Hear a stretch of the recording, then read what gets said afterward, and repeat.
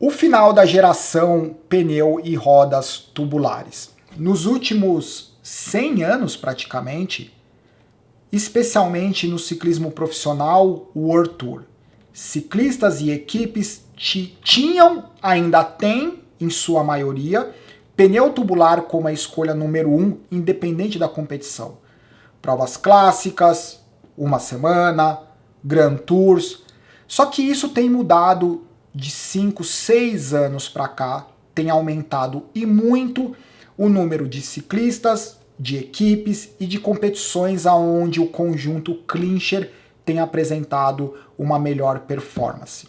A notícia do Cycling News, antes do Tour de Flanders 2021, em 2020 aconteceu uma fuga onde Julian Alaphilippe, Van Aert e Van der Poel estavam juntos, o Juju bateu no cara da moto, ele só conseguiu ficar olhando para o Van der Poel e para o Van Aert continuarem a fuga, irem para o sprint final com vitória do Van der Poel.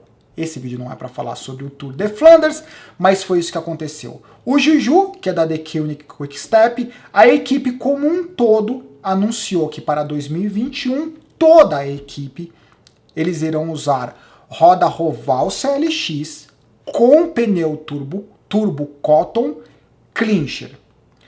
O que é uma quebra de paradigma como uma escolha geral da equipe?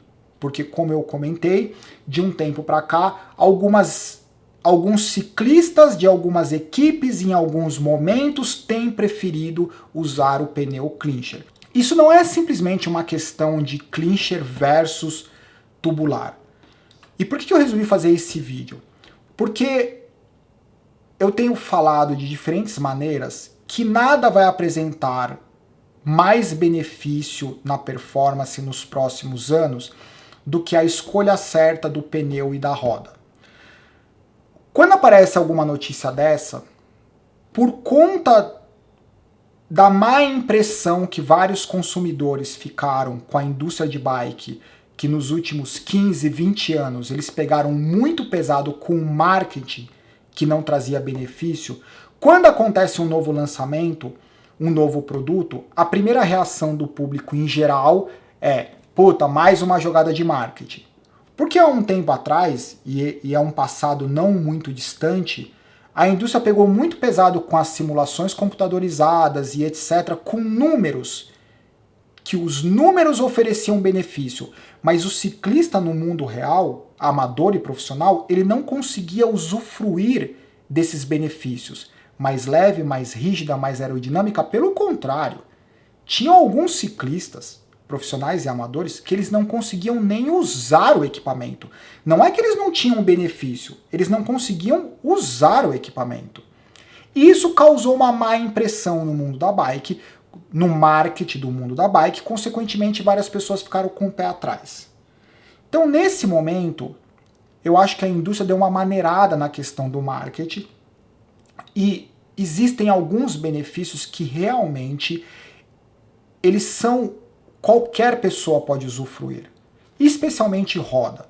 Para todo mundo, vocês podem colocar no comentário, todas as pessoas que tiveram uma experiência com uma última geração de combinação de roda e pneu, de qualquer modalidade, mountain bike, triathlon e road bike, eu posso quase afirmar que todas essas pessoas tiveram uma experiência positiva quando comparado com tecnologias anteriores.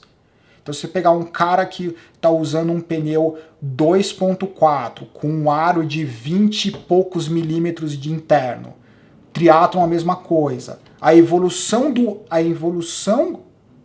da largura interna de uma road bike, que era de 14 milímetros com pneu 23, agora são de mais de 20 milímetros com pneu 28, 30.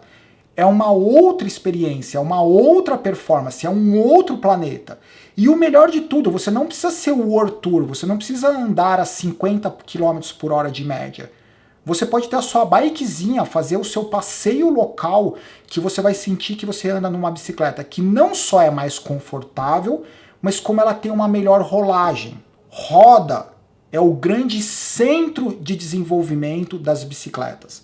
As bicicletas elas estão sendo desenvolvidas a partir das rodas. Então quando você olha o quanto se aumentou a largura do pneu e da roda, o quadro tem que se adequar à largura do pneu e da roda para todas as modalidades.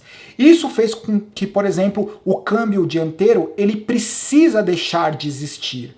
Porque não é mais uma questão da relação de marcha, é uma questão da construção da bicicleta, do movimento central, do seat tube, da proximidade da roda com o seat tube e da largura do pneu que tem que ser acomodado no chainstay. Então você precisa ter apenas uma coroa, você não pode ter o câmbio dianteiro, isso tudo por conta da roda e do pneu, não por conta da relação, não por conta da bicicleta.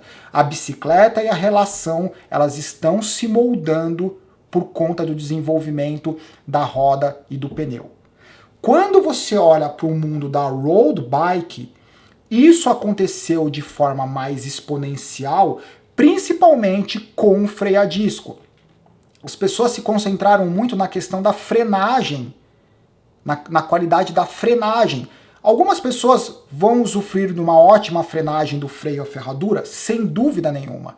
Essas bicicletas com freio, ferradura, elas têm a mesma liberdade de desenvolvimento do que uma roda com freio a disco? Não, não é uma questão do freio.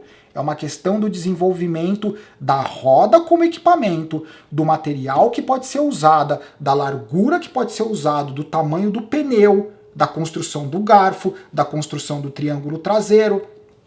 E isso tudo tem feito com que a liberdade de desenvolvimento da roda e pneu clincher, ela tem sido muito maior do que tubular.